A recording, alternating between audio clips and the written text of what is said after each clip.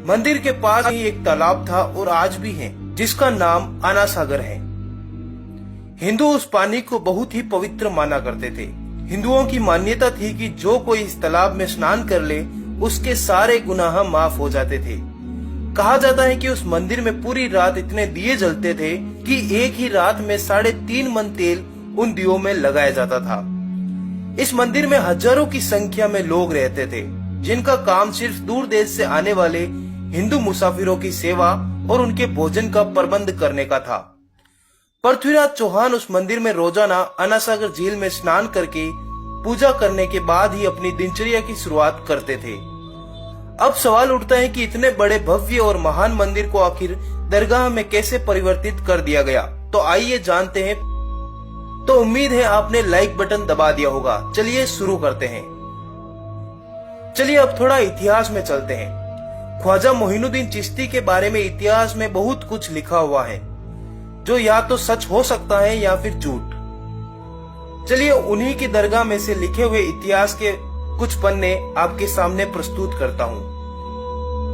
ख्वाजा मोइनुद्दीन चिश्ती का जन्म अफगानिस्तान में हुआ था और मोहम्मद गोरी उनका खास चेला था। ख्वाजा मोइनुद्दीन ने ही मोहम्मद गोरी को हिंदुस्तान पर आक्रमण करने का आदेश दिया था।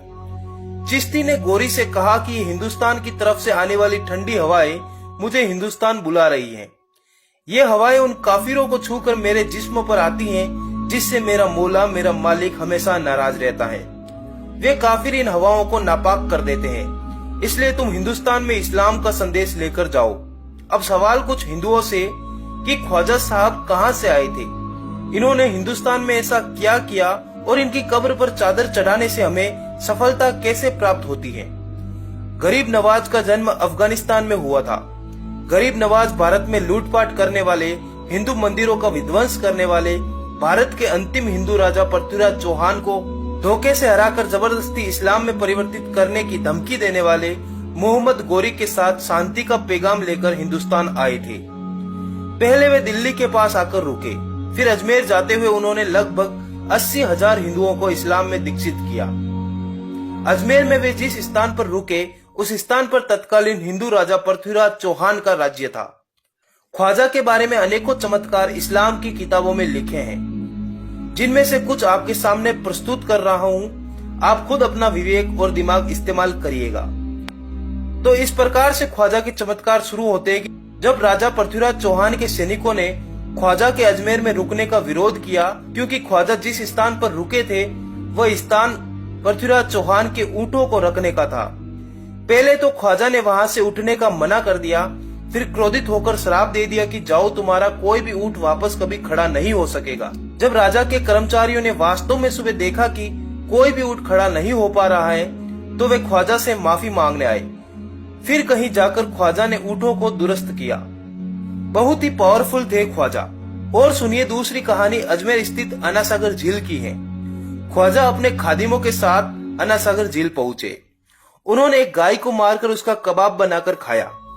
कुछ खादिम पंसीला झील पर चले गए, कुछ आनासागर झील पर ही रह गए। उस समय दोनों झीलों के किनारे लगभग 2000 हिंदू मंदिर थे। हिंदू ब्राह्मणों ने मुसलमानों के वहां आने पर विरोध किया और अपने राजा महाराज पृथ्वीराज चौहान से इसकी शिकायत करी।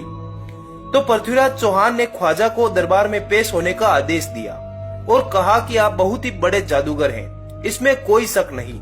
आपने हमारे ऊंटों पर जादू किया, कोई बात नहीं, पर आप यहाँ गाय का मांस खा रहे हैं। आप कैसे साधु हैं जो गाय का मांस खा गए।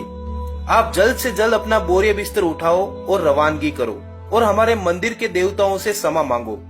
ख्वाजा कुछ नहीं बोले। ख्वाजा ने तब अपने एक खादिम को सुराही भरकर पानी लाने को बोला। जैसे ही सुराही को आनासागर के पानी में डाला गया, दोनों झीलों का पानी सूख गया। इस्लामी तारीखों में ऐसा कहा जाता है कि जैसे ही पानी सूखा, पूरे के पूरे अजमेर के हिंदू ख्वाजा के चमत्कार में खो गए और लगभग 3 लाख हिंदुओं ने इस्लाम को स्वीकार किया। और सम्राट पृथ्वीराज चौहान ख्वाजा से माफी मांगने आए और महान भव्य शिव मंदिर के स्थान पर दरगाह बनवाने का वादा किया। ऐसा इस्लामी इतिहास कहता है। और सुनाता हूँ ख्वाजा ने क्या क्या किया। यह सब इस्लामी इतिहास कहता है, जो अजमेर की दरगाह में लिखा हुआ है, वहीं से आपको पढ़कर सुना रहा हूँ। ख्वाजा फिर झील के पास गए और वहां स्थित देवताओं की मूर्तियों को उन्होंने सजीव कर दिया। उसने देवताओं से कलमा पढ़वाया और उनका नाम मोहम्मद सादी रख दिया। ख्वाजा के इस चमत्कार की सारे नगर में चर्चा फैल गई। पृथ्वीराज चौहान ने अपने प्रधानमंत्री जयपाल को ख्वाजा को काबू में करने के लिए भेजा। मंत्री जयपाल ने अपनी सारी कोशिशें कर डाली पर असफल रहा और ख्वाजा ने उनकी सारी शक्तियों को खत्म कर दिया। राजा पृथ्वीराज चौहान सहित सभी लोग ख्वाजा से क्षमा मांगने आए। काफी लोगों ने इस्लाम कबूल किया पर पृथ्वीराज चौहान ने इस्लाम कबूल करने से इनकार कर दिया। तब ख्वाजा ने भविष्यवाणी करी कि पृथ्वीराज को जल्द ही बंदी बनाकर इस्लामिक सेना के हवाले कर दिया जाएगा।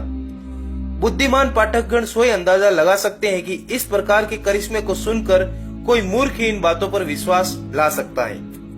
चलिए, कहानियां बहुत सुन लिया आपने, अब आते हैं हिंदू इतिहास पर। हिंदू इतिहास से मेरा मतलब है अजमेर स्थित तारागढ़ के किले से। उस किले में पृथ्वीराज महाराज के समय का इतिहास रखा है। वो क्या कहता है कि कैसे मंदिर टूटा और कैसे दरगाह बनी।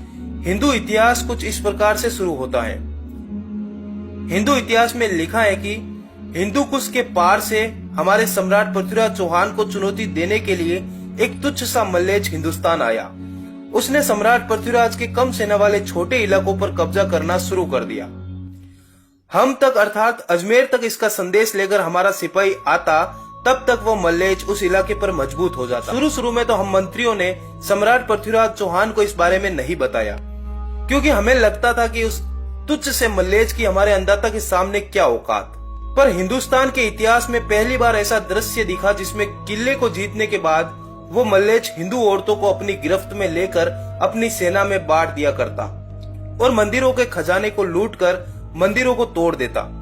हजारों गायों को काटने में वो तनिक भी लज्जा नहीं रखता। ये सब खबर महाराज तक पहुंचे उससे पहले ही उस मल्लेच ने सम्राट पृथ्वीराज को आक्रमण करने के लिए ललकार दिया और हर बार हारने पर वह एक ही बात कहता और सम्राट पृथ्वीराज उसको छोड़ देते।